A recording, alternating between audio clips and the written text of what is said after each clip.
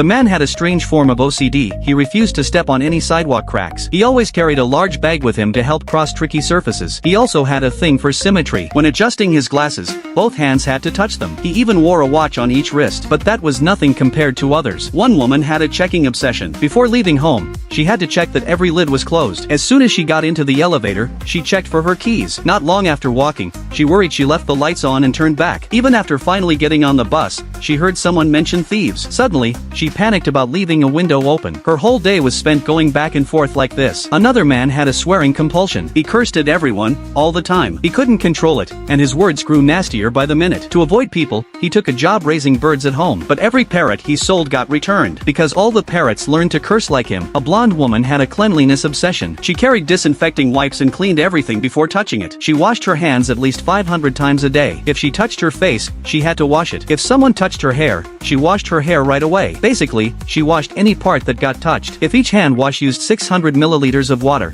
and she washed her hands 1,000 times a day, she used over 200 metric tons of water per year. As for the man with the swearing compulsion, if he cursed 7 times every 5 minutes, that meant 2,016 times a day, or 735,840 times a year. He had been doing this for 49 years. That meant he had cursed a total of 36,056,160 times. He didn't count this himself. It was the bearded man who figured it out. He had a serious counting obsession. He had to count everything. Even when driving, he couldn't stop counting cars. When using stairs, he counted the steps, the time it took, and how long it took per step. If a number showed up, he had to calculate something with it. All of these strange people had come to see the same psychologist today, but for some reason, the doctor hadn't shown up. They were growing restless. Then, the assistant walked in and said the doctor's flight was delayed. That set off a storm. Everyone's compulsions kicked in even harder, but one quiet girl sat calmly in the corner. She didn't seem like she had OCD at all. But then, something surprising happened next.